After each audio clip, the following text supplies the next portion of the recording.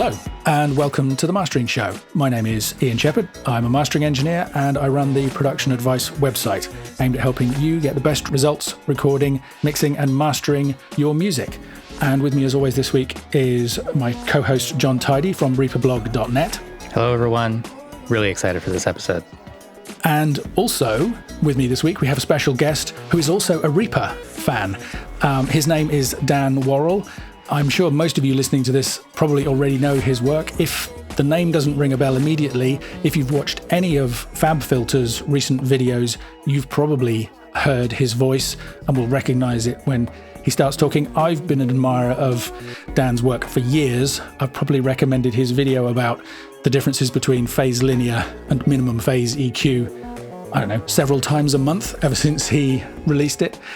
He also has his own YouTube channel where there's a ton of great content. And one of my favorites recently, I think the title was Why DJs Like Loud Music, brackets, because DJs are idiots. Was that close enough, Dan? Close, yeah. Loud Masters. Loud Masters, that's right.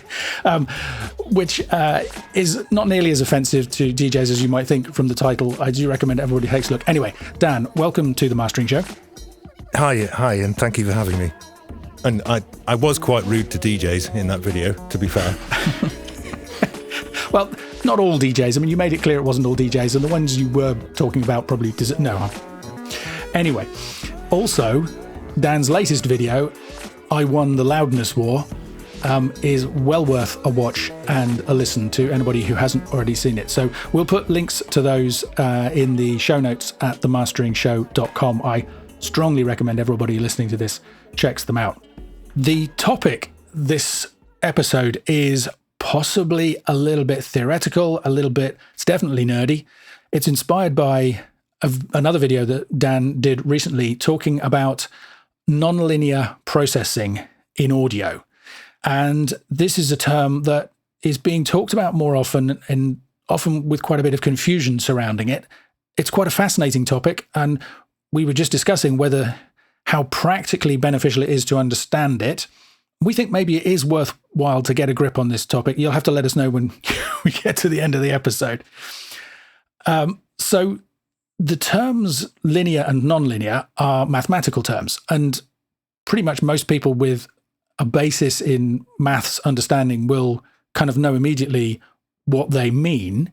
A linear process is basically something where the input is proportional to the output, but it's not nearly so easy to understand what those terms mean when you apply them to audio processing.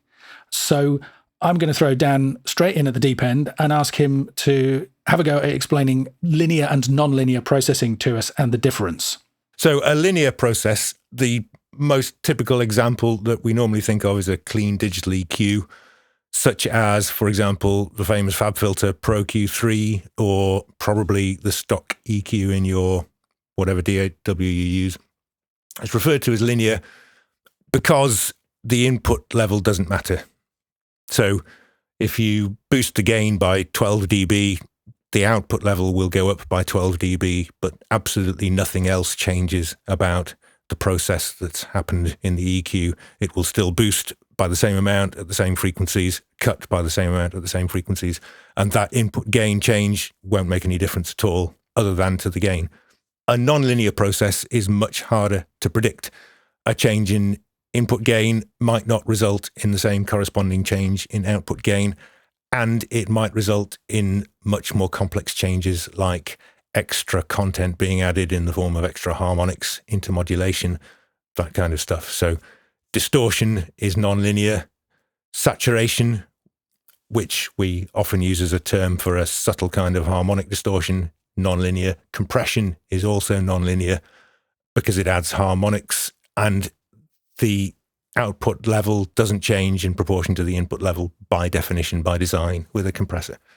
So maybe the most important thing to know about nonlinear processes is that the order matters very much with nonlinearities. With linear processes, the order doesn't matter at all, really.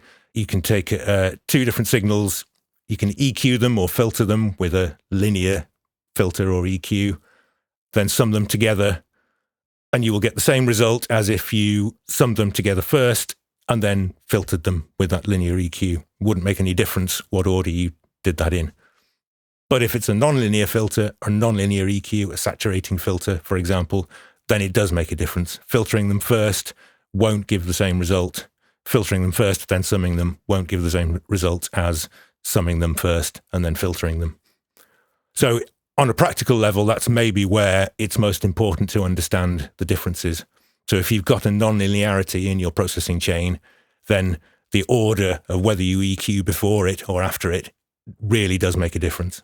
Yeah, I think that's a great kind of point to latch onto. My favorite example of that is just a simple compressor. I mean, people often ask me they ask me, do you tend to EQ before or after compression most often? And I always answer that when I'm mastering, I prefer to EQ before compression. And the reason is, I mean, the example I like to give that people will have heard before if you've listened to the show for a while, if you imagine a track with a really pounding kick drum going into a compressor, the compressor is going to react to that kick drum and you're going to hear pumping and breathing in the high frequency content as a result of that. You could then apply an EQ after that compressor to reduce the thump in the kick drum to get a more balanced tonal result. That will work, but the pumping and breathing is there in the signal, even though you've EQ'd it out afterwards. Whereas if you balance the signal going in and reduce that pounding kick drum somewhat going into the compressor, you'll get less pumping and breathing. You'll get a similarly balanced EQ result at the end, but with less of the compression artifacts, possibly no compression artifacts or artifacts you don't even notice, depending on the EQ that went in. So my preference when I'm mastering, because I'm usually going for to a result where everything feels invisible, where nobody can really tell what it is I've done, they just think it sounds better. My preference is to balance the EQ going in rather than coming out the other end. And that's because the compression is a non-linear process, so that the order you do things in really matters. John, could you have any examples of this kind of thing? It's pretty common to EQ before compression or EQ before a gate, things like that. The other day I was doing working on a mix with someone, and we're talking about EQing the reverb, and that's where we didn't hear a difference before and after. And I was expecting more of a difference. I don't know if it's just that EQ or just, I guess it depends on the reverb algorithm, whether it's nonlinear or not. And but an EQ on its own would be a linear process in most cases. Yeah, reverb is an interesting one, because I was just thinking about that as you were talking. I guess it would depend whether there's an element of feedback potentially in the reverb. You know, if there's early reflections, perhaps. That's a tricky one. What do you think, Dan? I think that reverb is linear unless it's qualified with something else. So unless it's specifically a non-linear reverb, I think it's linear. I think rooms tend to be linear until you reach extreme sound pressure levels, and then things maybe start to go weird. But for example, the FabFilter Pro R plugin, I think they would consider that to be a linear plugin.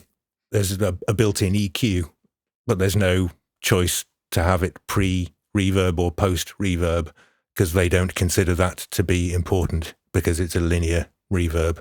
That's my understanding of it.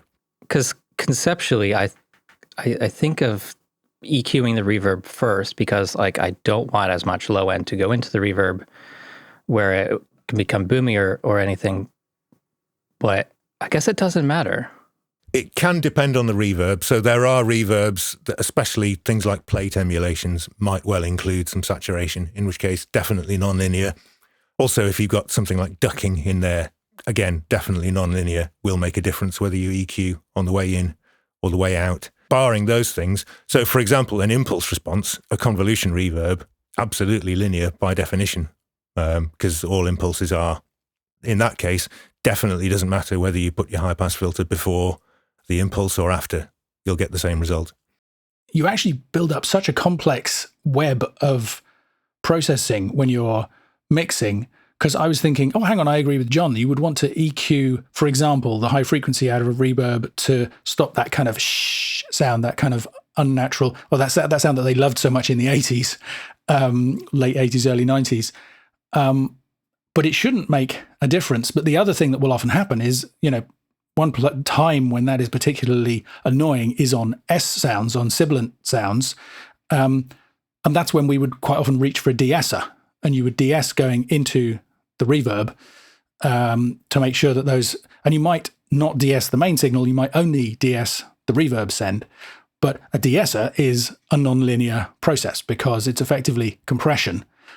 But especially if we were using a dynamic EQ, because it's an EQ and you know that EQ is linear, you can start to, it's kind of, this is why I say it's all very clear in the mathematical sense, but when you start trying to figure out in your head whether this process or that is linear or non-linear, it can be really confusing. And like, as you say, because there are different types of reverb, they work in different ways, and they, some of them do some things and some of them do things another way. I didn't even consider dynamic EQs as being like an exception to all EQs are linear processes. So, well, certainly not all EQs are linear, because if it's an EQ that emulates an analog EQ, if you think of you have to be careful because some emulations are more faithful than others. But if you had an SSL channel strip that was doing a really good job of actually SSL processing is pretty clean, but if you drive them hard enough, they're going to distort in some kind of way. They'll start behaving in a non-linear way. I mean, there's another complication, right? Is that you can have things that start off being linear, and then when you push them much harder, then they start behaving in a non-linear way. Well, even like if you apply like parameter modulation with an audio signal to control a parameter in an EQ. It's a clean digital EQ that's a linear process, but that you're applying, it would create distortion in some way by using an audio input, turning it into a dynamic EQ. Yeah, well, when you do that, you create a nonlinearity. Yes. Yeah. It's the linearity of processes like EQ that make top-down mixing a good strategy, a viable strategy. So if you cut 500 hertz from your drum bus, that is mathematically equivalent to cutting 500 hertz from every individual drum channel. And if you then decide subsequently that your snare is sounding a bit thin and you put some 500 hertz back in on the snare channel, that is mathematically equivalent to just cutting a bit less of that 500 hertz on the snare channel than you did on all the others. Because with linear EQ, or even with a console-style EQ that's nearly linear, it's still close enough that that's the same thing, that's equivalent. And so that's why top-down mixing can be such a powerful and fast way to work. EQing a group of tracks or even your whole mix is actually mathematically equivalent to EQing them all until you start to add non-linear processes. So then, obviously, if you've got compressors on your individual channels or saturators on the bus or whatever, then it can potentially start to get different. That's a great point. And I think, again, is another thing that hopefully is helpful for people listening in terms of, understanding why that distinction is important. Yeah, Mixbus compression is an interesting example, right? It's absolutely, I don't know about required, but certainly a very normal thing to do in certain genres. But you do have to be careful with it. Just the right amount of Mixbus compression can work wonders. And if you overdo it, it can really take all of the life out of a mix in a way that's very hard to get back at a later stage. Yeah, obviously compressing a mix bus is not at all the same as compressing individual channels. So what I'm saying there only really applies to EQ. But nevertheless, EQ is such an important part of mixing. If you can EQ one bus channel instead of EQing 12 individual drum channels, that can save quite a lot of time, get you further down the mix quicker, and get you to the point where you're actually making good decisions because you've got good context for them, So I find working quickly is really important and usually results in a better mix. And top-down mixing in terms of EQs like that can help a lot. When it comes to compressing buses, that just gives a different result and often a more interesting result. But obviously, just like compressing individual channels, you have to be careful not to overdo it because you can, squash all the life out of your mix if you're not too careful. I want to quickly take a tangent, pick up on something that Dan mentioned, which is, this distinction between distortion and saturation. I mean, technically speaking, any kind of saturation is a distortion, but very often we use saturation processing in such a subtle way that you wouldn't necessarily listen to the audio signal and say it has been distorted.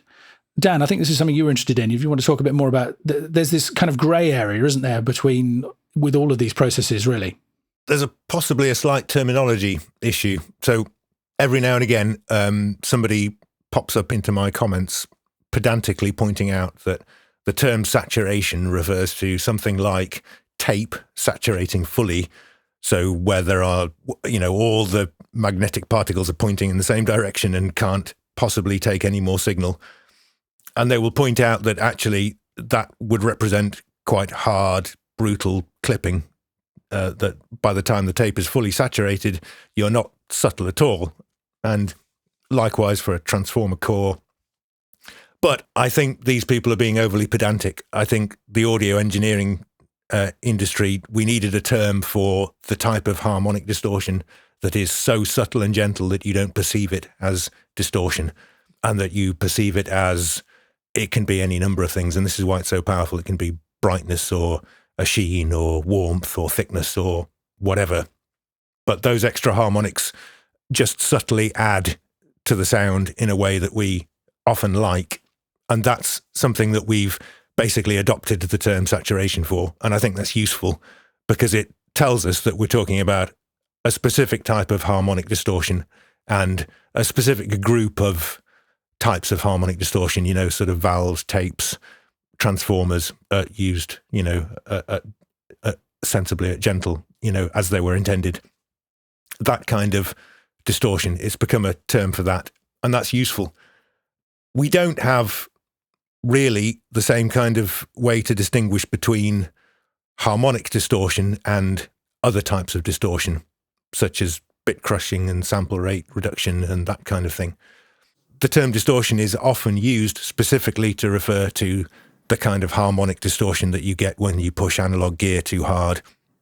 And in that case, if you are using it in that way, then saturation probably is just less of that, But we do perceive it very differently, when distortion is pushed to the point where you're conscious of the intermodulation and things like that. For example, with a distorted guitar sound, it's very obvious that there is more being added to the sound than there is with a clean sound. I'm surprised that there isn't a standard kind of measurement for this. Like there's THD, total harmonic distortion, but there isn't like a, like how with compression, it's like if it's over 10-to-1, then it's a limiter. Like why isn't there like a number? Or even like, why can't we easily measure that in a DAW? It's a good question. Perhaps because distortion is quite difficult to measure, I think, satisfactorily. It could be just any deviation from the original signal, technically. Yeah. That's too broad though, isn't it? Then everything becomes distortion and it stops being a useful term. Yeah. Yeah. But there is definitely a point where we can hear saturation turn to distortion, but sometimes it can be very subtle, the difference between it, still clean or just, and then enhanced, and then the enhancement becomes saturation. Well, I think to some extent that's subjective. I think if you asked 10 different people, 10 different mastering engineers, at which point does saturation become distortion? They would all have, and I think the other thing is it depends very much on the input signal.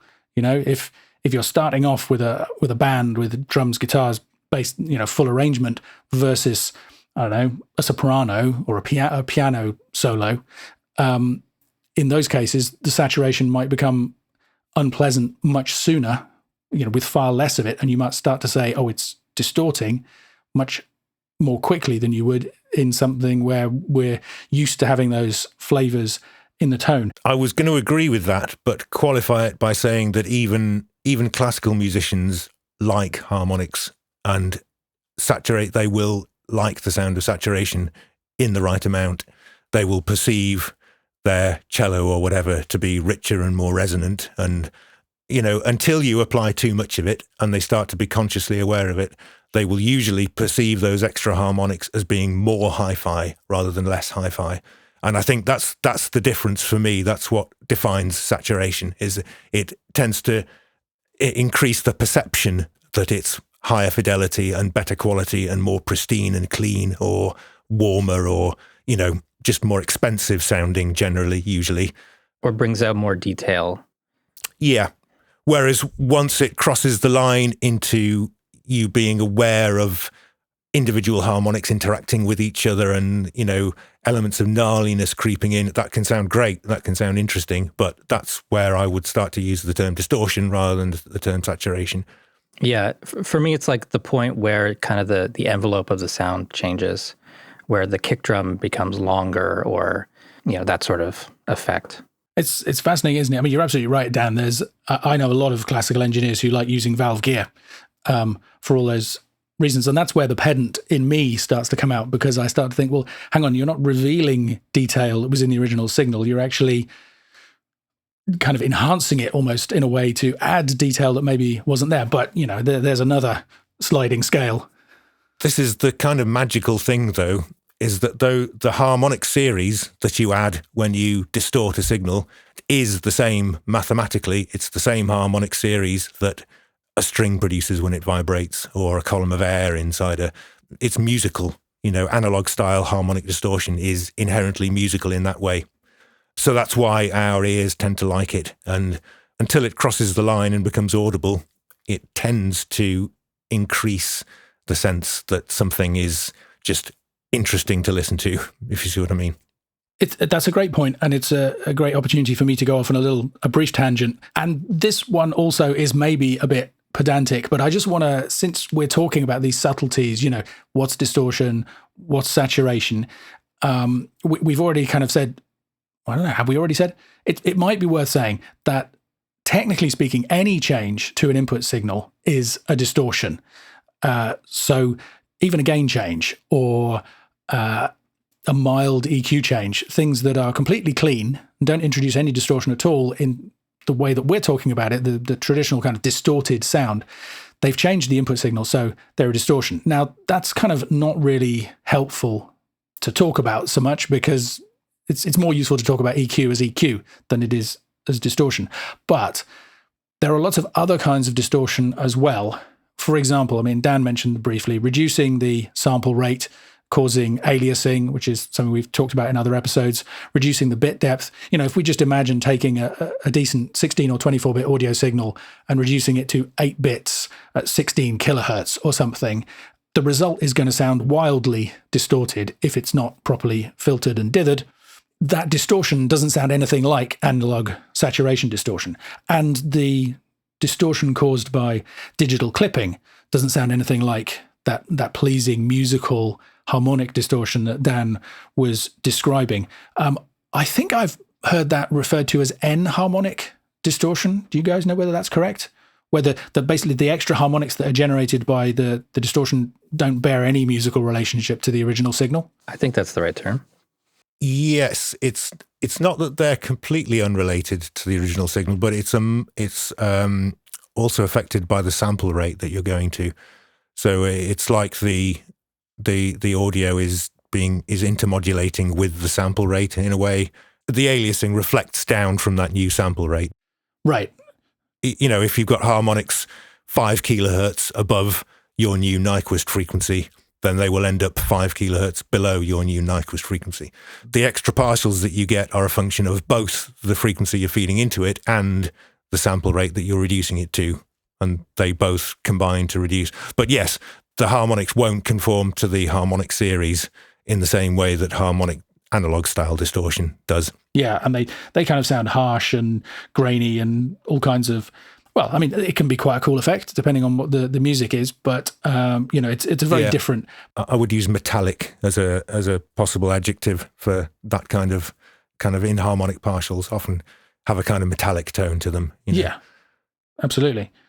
And a kind of gnarliness that isn't there with a pure harmonic series. I did a video on taking a tone generator, creating a really high frequency tone, and then putting in the Air Lo-Fi plugin, which just as a sample rate divider, and then that instantly generates a tone that we can hear, and then doing all sorts of modulation effects to that creates like Commodore 64's sort of like old computer aliasing distortion sounds that I really love. But not something that you want in your music mastering. No, exactly. As a byproduct of setting your compressor wrong or something. Yeah, no, that's right. Okay, now I've got a challenge for Dan because he's mentioned a couple of times the term intermodulation. So, Dan, can you briefly tell us what intermodulation distortion is and whether it's a good or a bad thing? Intermodulation is the difference between a perfect fifth and a power chord. If you distort a single sine wave with, we're talking about harmonic, analog style harmonic distortion again now, not sample rate reduction or anything, you will get a harmonic series above it. If it's symmetrical distortion, you'll just get odd harmonics. That's an interesting little point to note. If you add two sine waves together at different frequencies and then distort them together, the complexity of the output increases exponentially because you've got the harmonic series above each of those individual sine waves, but the two sine waves also start to affect each other. The way I like to think about this, you imagine the faster sine wave as wiggles on the slower sine wave when they're added together. That's how I kind of think of it. And then think of the distortion as chopping off the tops and bottoms of those sine waves. Now suddenly that faster sine wave is being pushed up into the distortion when the slower sine wave rises into the positive and then is being pushed back down out of it when it drops into the negative, or it's being pushed into the other side of the distortion. Each wave affects the way the other wave is distorted, and that results in sum and difference partials. So let's say you've got a sine wave at 100 hertz plus a sine wave at 200 hertz. Once you distort those together, you start to get the sum, the 300 hertz partial emerges, and the difference, which is 100 hertz again. And that can result in all sorts of interesting things.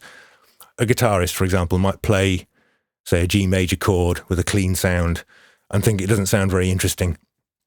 Now, not very interesting, you could translate that as being too simple in terms of harmonic content. So one way to make it more complex, if you're a jazz guitarist, you might add some extended harmonies. You might add a major seventh or a ninth or a 13th or something and add more harmonic complexity that way and make the resulting waveform more complex that way. If you're a rock guitarist, you can just crank up the gain, push it into the nonlinear saturating distortion, add extra harmonics and get those, all the individual partials of your G major chord will start to interact with each other and generate new partials that weren't there before, and make the sound more complex and more interesting in that way instead. And they're really just two different solutions to the same problem. How do we make this G major chord sound interesting? Add extra partials, and there's two different routes to doing so. So obviously, intermodulation can sound really good in that context. It's arguably the basis of rock and roll. Also, that's probably the aspect of distortion that will sound most wrong to you when there is too much of it or when it's inappropriate. Like on a full master, for example, a full mix is already very complex. You've got lots and lots of individual sine waves going on, which will all intermodulate with every single sine wave will intermodulate with every other sine wave when it's distorted. And the result is too complex. It starts to get messy and noisy and makes it harder to hear through the mix when there's too much of it. So intermodulation is kind of the magic. It's both what can create surprising new sounds from simple sources, but it's also what's most likely to ruin your mix if you distort it when you really shouldn't have. That's a great example. I really like that way of thinking about it. You made me think, while you were saying that, Dan, of some experience that I have of intermodulation distortion, which is that it allows you to play chords on a trombone.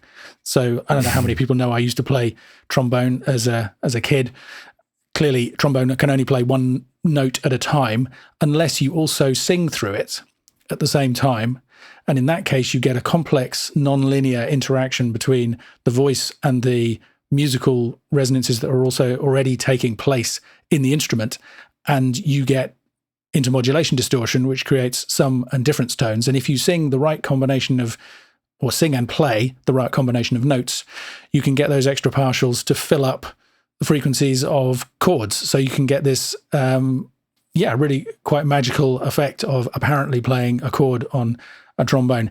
That may be so far off topic that we have to edit it out, but I'm going to throw it in there anyway.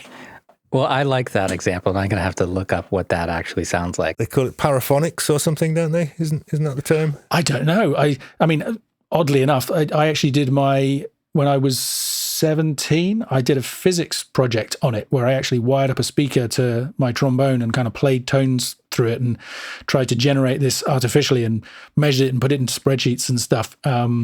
But that was a long time ago now, so there's probably been a lot more researched on it. I think you can do it on you can certainly do it on the flute. Quite a lot of jazz flute players do this kind of stuff. Ian Anderson from Jethro Tull, famously, it's a interesting topic, but definitely not relevant to mastering. Just before we kind of start to round this up, Dan, we were talking about the fact that pretty much all nonlinear processing generates extra harmonics. And I think we can say that, for most processes, if it's fairly mild, then there's a good chance it's a musically interesting result, although possibly not for mastering. And then as it gets more extreme, it's more likely to kind of not be musically valid, and we might start to call it distortion as opposed to coloration or any of those other words, just for kind of sound manipulation.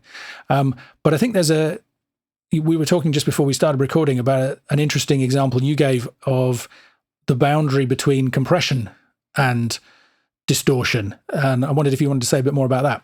Yes, there is a grey area. I mean, that's common with quite a lot of different audio processes. I mean, there's a grey area between delay and reverb, for example. A grey area between, I guess, chorusing and flanging. But yeah, compression and distortion. If you take a compressor like Recomp, for example, the stock compressor for Reaper, it gives you the freedom to set the attack and release right down to 0 milliseconds, which is actually 0 milliseconds, and it becomes a static wave shaper. So it just brutally clips off the signal. There's no attempt to smooth the gain reduction at all. And that's arguably not a very interesting type of distortion. It's just very static. It doesn't react to the input signal at all. But if you add a tiny little bit of attack and release smoothing, like just a fraction of a millisecond, it becomes a lot more complex. It's still definitely not compression. It's adding harmonics. It's barely controlling the dynamics, but it's not just a simple wave shaper anymore, because the saturation that's applied to any particular sample will depend to some extent on a short window of time of what's come just before it. Distortion effects, saturation effects that include this kind of memory effect, that kind of hysteresis, tend to be more interesting and more characterful and more analog sounding than static wave shaper type distortions that don't. That doesn't mean there isn't a place for hard wave shaper. I mean, I like brutal wave shaper kind of effects for sound design purposes. But for warming up a mix, you probably want something that reacts in a more analog kind of way. So I remember back in the early days of plugins, there were valve emulating type plugins, which were just simply a static wave shaper with asymmetry, so that you generated even harmonics as well as odd harmonics. And they really didn't sound anything like a valve. They just lacked the subtlety and complexity, because a valve doesn't just simply chop off, that sample according to what level it's at all the time. It depends what's just come through it. What's just happened a fraction of a second before affects the way it treats the signal at this instant that we're at now. So yeah, there is a grey area. Yeah, when compression gets very fast, it adds more harmonics and starts to behave more like a distortion or a saturation effect. And I would also say that when saturation becomes more complex, it can start to resemble a very fast compressor, or becomes more like a dynamics process than just simply pure clipping. It's really interesting, actually, the way all of this stuff that we're talking about is is really a sliding scale. It's like everything else. There is no black and white. There are always shades of grey in between, or possibly more interesting colours in terms of audio. I mean, well, particularly with limiting, if you push limiting hard, because limiters almost always have very fast attack and release times, that for me is why some limiters in particular will often start sounding distorted. If the limiter is working as intended, probably it shouldn't sound as distorted as straightforward clipping, for example, but it starts to lose life and impact. But I've certainly heard heavy limiting that sounds crunchy and distorted to me. You could even argue that there is a grey area between clipping and limiting. For example, the FabFilter Pro L limiter, there's a look ahead control which will go down to 0. And if you set 0 look ahead, then you are clipping the leading edge of the signal. There's no smoothing at all on when it reacts to a fast transient. It will brutally clip the start. So it's like clipping for the attack with limiting for the release, if you see what I mean. And if you dial in just a really, really tiny amount of look ahead, you're on the grey area there between a look ahead limiter and clipping of the input. So again, there isn't a hard dividing line really where clipping necessarily becomes limiting or a brick wall limiter becomes clipping, because to a certain extent, if you are brick wall limiting a signal, then you are clipping it. It's just a matter of degree to how brutally you're doing so. Yeah, and that kind of feeds into the thing that I was going to say next, in fact, which is, I mean, yes, not just the FabFilter, but particularly with modern limiters, I think, where you have maybe a variety of different modes or styles that you can use. A lot of them will use a combination of carefully applied clipping and limiting to achieve the result that, maybe different flavors of limiting or of the final result. And that is, I think, one reason why it's important, as far as I'm concerned, why I was always prefer to have an unlimited and unclipped mix, or at least only very mild limiting or clipping, because as we've, I think, established at this point, limiting and clipping are definitely non-linear processes. So it very much matters what order you do things in. So typically in mastering, we want to apply limiting and or clipping right at the end of the process. If that's done earlier on, then if there are any artifacts in the signal, if you don't need to change it in any way, that's all good. But there's always the risk processing that you do further down the line. Let's say you want to bring out some high frequency content. If there's any edge or slightly distorted quality in the tone, that EQ might make it more audible and less pleasant and restrict our options at the mastering stage. So, I'm not going to put down any hard and fast rules. At the end of the day, if people like the way that things sound, then it's their music, they're allowed to go with it. But I think as a rule of thumb, that's why I prefer to have more control over that stuff. And it's because when you have these non-linear processes, as we started out talking in this episode, it very much matters what order you apply them in. So are you saying if someone was mixing and they clip their kick and snare, that could come out as harshness further down the line? I wouldn't want to scare people into not doing what they think is right to their kick and snare in the mix because they're worried about how it's going to affect mastering processing down the line. I would very much urge people not to think in those terms. I would say if you found a flavour of distortion that makes your kicks and snares sound the way you want them to sound, go with it, print it, keep it, because that's good. And if you've got your mix sounding the way you want it to sound, it's then the mastering engineer's problem to make sure that translates into a master that still sounds the way you want it to sound and not introduce harshness down the line. If you see what I mean, that would be my thinking. Yeah, I agree with that. I wouldn't want to scare people into not doing something just in case, because it's wrong, because the mastering engineer has said it's wrong to do that.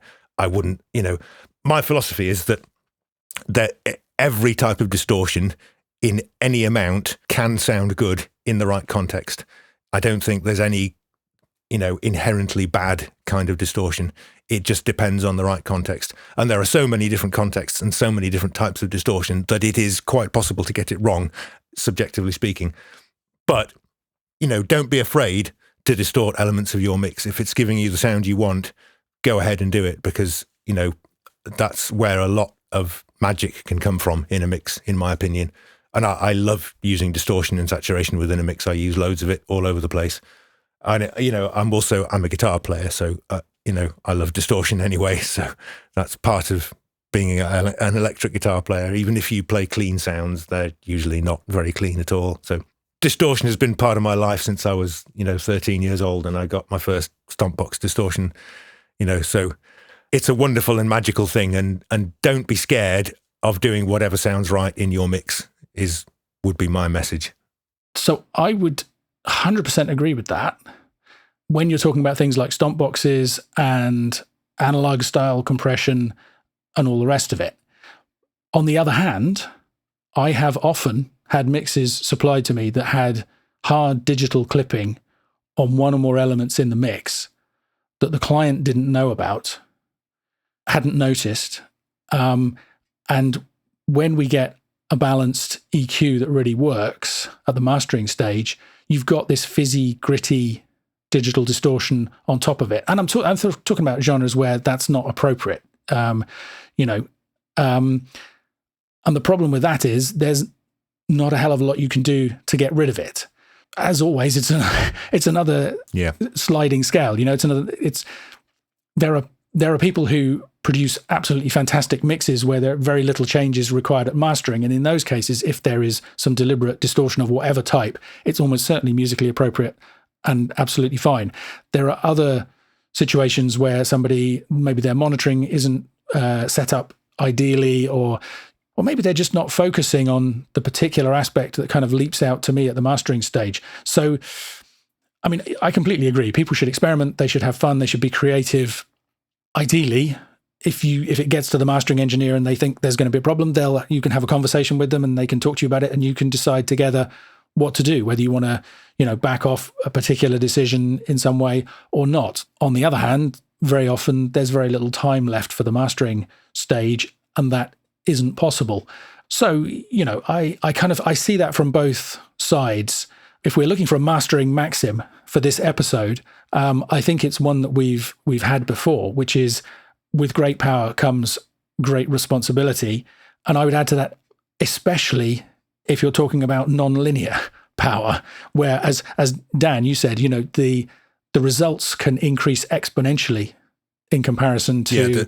Yeah, the complexity of the output increases exponentially as the complexity of the input increases. That's a defining characteristic, yeah. Yeah, the power you have over the sound, or the power you are wielding with these non-linear processes, can also become exponentially more powerful. Well, hopefully people listening will agree that it is interesting and useful to know about this stuff and to think about it. You know, even if we don't know for sure whether a process is linear or non-linear, kind of understanding that the order can be important in terms of the processing you apply and the effect that it can have, and thinking about that stuff can be valuable.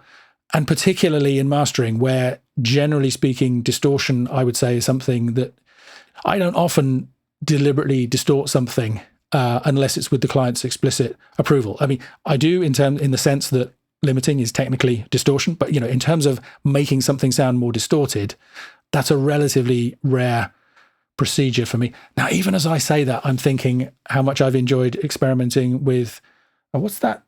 There's a new plugin that allows you to add all kinds of saturation, but as though it was an EQ curve. The split EQ? No, although that's also an interesting idea. That's more of a transient-based thing, isn't it? Do you mean Spectre? I do mean Spectre.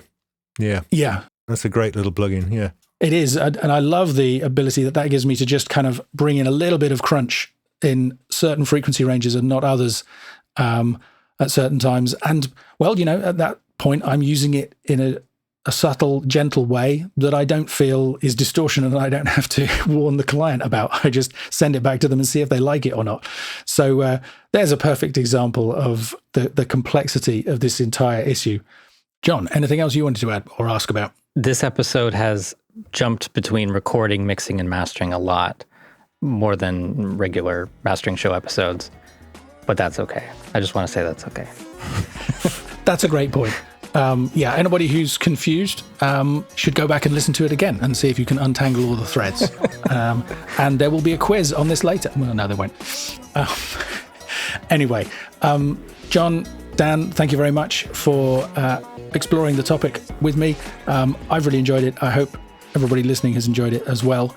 Thanks to Cayley Law for letting us use his music. If you did enjoy this episode, please head over to themasteringshow.com/review and leave us a ideally 5-star rating or review to help other people find the show and spread the word. And as always, thanks for listening.